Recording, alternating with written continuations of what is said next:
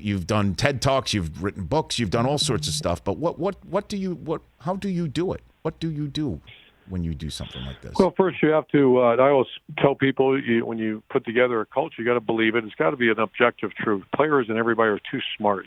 When you start talking about a culture drives behavior, and when you tell people something, it's got to be true. And what I mean by truth is I really believe effort overcomes mistakes. I really believe that greatness is hard. You have to embrace the grind of greatness. And I believe love and ownership are the greatest forms of, team. If you have those three qualities, that's something we've developed over the years. It's been fairly well time-tested. I think it's time-tested through just being a human being. Those are the qualities of greatness. And these guys have listened. That's all to be determined. That all sounds great. But that is our culture, and that's the relentless effort. I didn't say be fearless. Don't worry about making mistakes because you're going to make a bunch of them. The second thing is embrace the pain of greatness because it is hard. You don't think it's hard, then you never experience greatness. And then the last one, you better own this place. If you don't own Jacksonville, this is not something that you really love and own. We'll help you move on somewhere else because you don't need to be here. And why do this? Why would you leave? There's nothing more.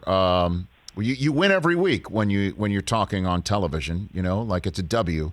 And I do remember, even with the immense success that I know firsthand, as you know, about what the Ohio State was doing, that there were times where you were holding your head. It did not look like things were going enjoyably. So why do what you've done, Coach Meyer?